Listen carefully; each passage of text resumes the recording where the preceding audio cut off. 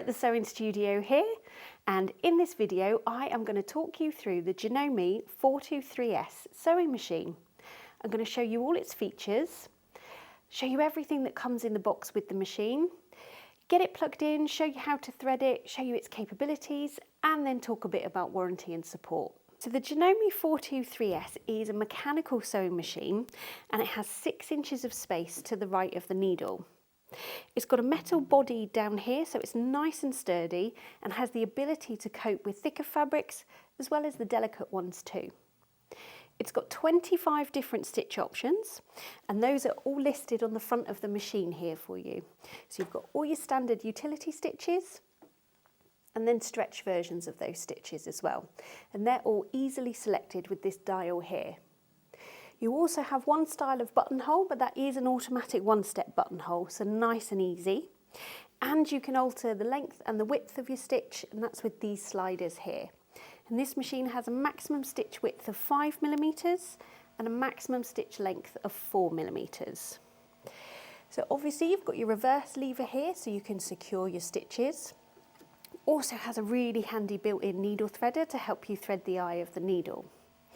The presser foot has an extra high lift, so you can get any bulky items in underneath. And then there's a dial on the side here where you can adjust the pressure that's on that presser foot. So sometimes when you're working with finer fabrics, it can get chewed up in the teeth because of how heavy this is clamping it down.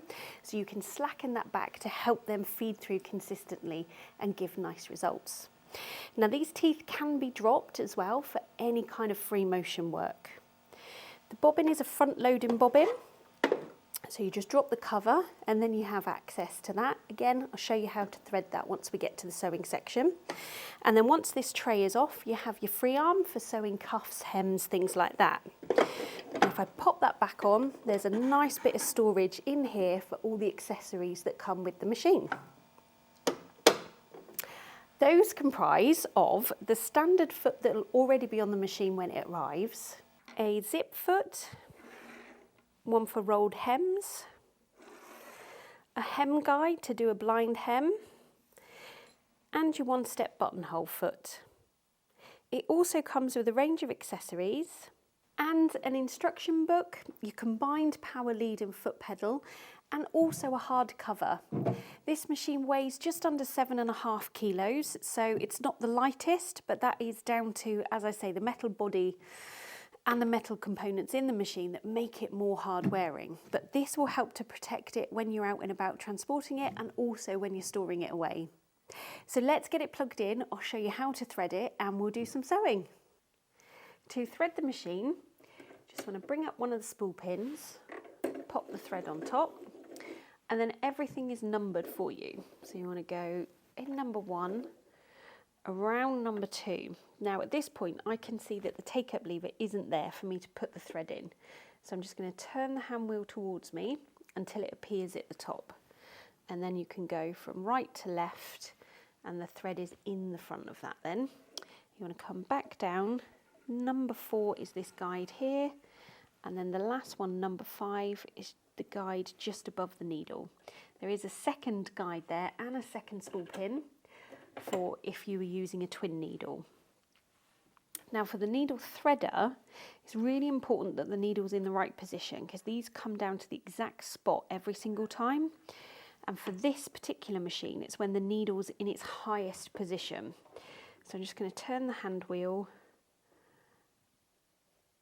until it's at the top, bring the needle threader down, lay the thread in and under, let go of that one, let go of the thread, and then you can see you've got your loop at the back there that you can just draw it through. So for the bobbin, just pop off the accessory tray, lower the cover, and then this is the case that the bobbin sits in. So there's a little lever there that you can just open it out. And then the actual bobbin itself needs to go with the tail of thread to the right. So you just want to pop that in, and then you go through that slit and under that plate. And it's this plate here that sets the tension on the bobbin. This little arm goes up the very top, and you just want to push it till you hear a click, like that, and that's it back in position. So to draw up the bobbin thread, hold on to the needle thread, turn the hand wheel so the needle drops down and up, and then give a little tug on that one, and there's your bobbin thread. So you can close that up and pop your tray back on. I'm just going to use the little cutter on the side to cut off that excess. Okay, so let's take a look at a standard straight stitch, which is letter A. And you'll see there's two letter A's here, but there's only one up here. So the difference between these two stitches, they're both a straight stitch. This is with the needle in the centre position, this is with the needle in the left position. And you can alter that whilst you're on stitch A by using the stitch width slider. So you can see here, this little symbol is a representation of the needle hole with the needle in the centre position, and this is the needle hole with the needle in the left position. So at the moment it's in the centre. If I slide that back, you'll see it's then in the left. So when you're doing a zip or doing piping or something like that, that's how you can adjust it over and get nice and tight to the teeth of the zip. I'm going to keep it in the centre position because I've just got some cotton that we're going to sew together. And let's go for a stitch width of about 2.5. And these are all millimetres that we're talking about. So I just drop the presser foot down, drop the needle in, make a start, pop the lever down, and it is right the way down to go back and secure them, excuse me, and then come forward.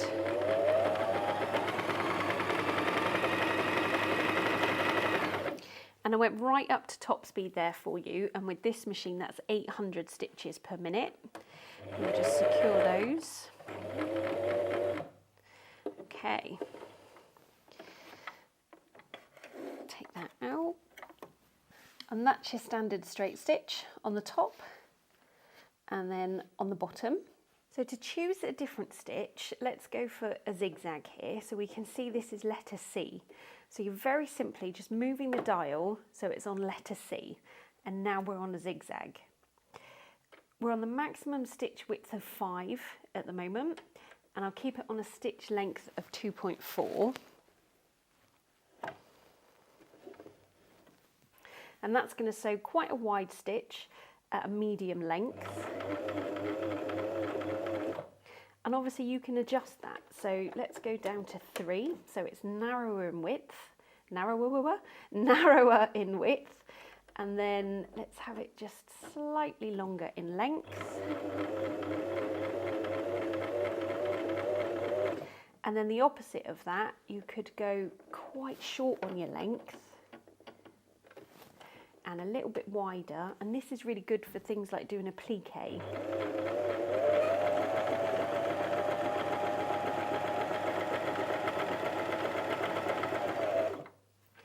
I'll just show you those. And there you go, that's the different options that you can get by changing the width and the length of the stitch, and that's just with the zigzag stitch. And that was just above 1 millimetre, so actually you could go a bit lower than that if you prefer to kind of applique with a tighter stitch. For the one-step buttonhole, you'll see you've got it listed here, and then this is the symbol for the buttonhole. So you want to move the stitch selector round to the same symbol, so it's round to here. The stitch width needs to be on 5 because you want the needle in the centre position. And then you'll see you've got the symbol repeated again on the stitch length here. So you've got a bit of tolerance between no millimetres, don't choose that, else it won't move anywhere and you'll get jam up, between 1 millimetre. So this is for how dense the buttonhole will be. So I'm just going to go about midway on that. Then you want the buttonhole foot, which is this one here. And you slide that back, pop your button in, and then clamp it down, and that then determines the size of your buttonhole between there with a 2 millimetre tolerance so that your button can easily get in and out of the hole. And these feet that are interchangeable, they simply snap on and off. So there's the little lever here that you just push and that will release it off. And then for this foot you want to use the extra lift, line up the bar with the front of that, drop it down, and that's it on.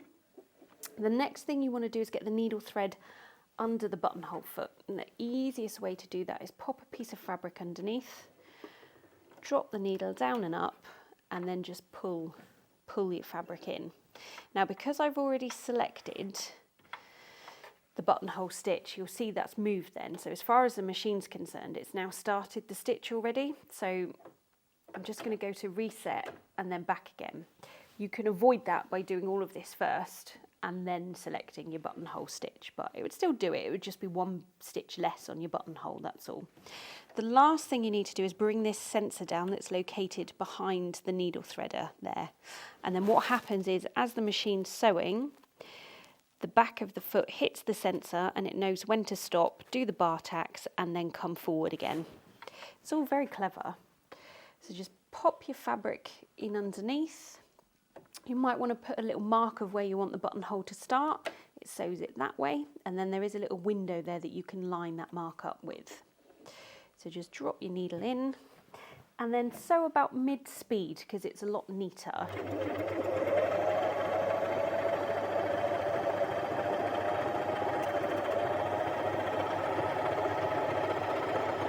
And there's your buttonhole in one easy step. So I've got some jersey material here, and we're going to choose the triple straight stitch. So all the stretch stitches are the same letters, but they're in orange. So I'm going to go round to A, because I want this one. And then you can see up here, you've also got the orange, and SS is for stretch stitch. So I'm just going to move the slider down. And there is a little bit of tolerance on the length of these, but not too much. It kind of just does its own thing, but does it really, really well. Just going to pop the needle in.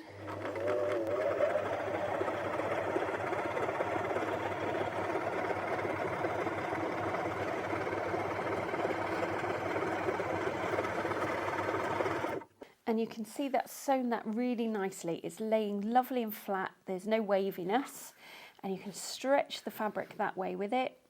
And the seam is nice and secure and really stretchy too.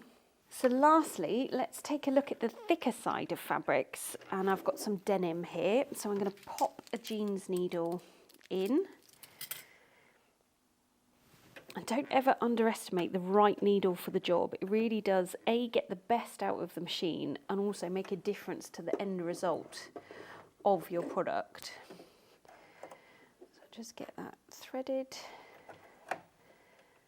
There it goes. Give myself a bit more bobbin thread. Okay. So as I say, so I've got 2 layers of denim here. So I'm going to stay with the standard straight stitch. So I'm just going to push the slider back up. It's slightly thicker, isn't it, than the cotton that we were using earlier. So I'm going to go for about 3 millimeters. So again, I just pop that underneath, drop the needle in.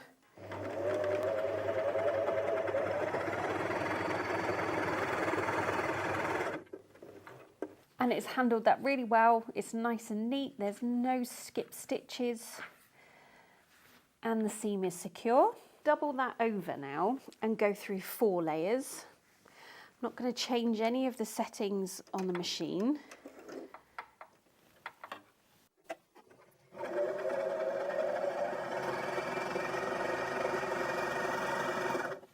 Four layers is no problem. Still lovely and neat.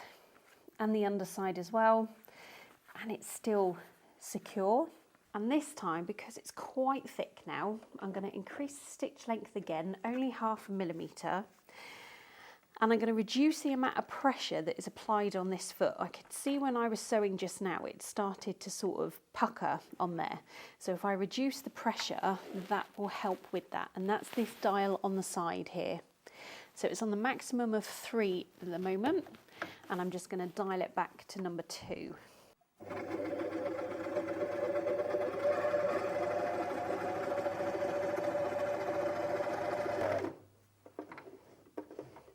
And there you go, 8 layers, no problem. That's this stitch line here that I've just done.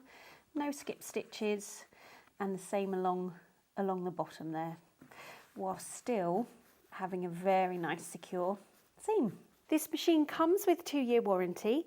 You can extend that to 5 years if you want to, and there's a card that will be in the box that explains all that to you.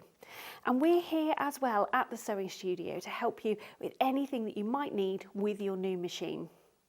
So I hope during this video you've managed to gain some knowledge of the capabilities of this model and how easy it is to use, and that you've decided that it's the right machine for you. If so, head on over to our website, grab yours now. Delivery is fast and it's free. If you're still not sure, just get in touch and we can talk you through other options and make sure it's right for you.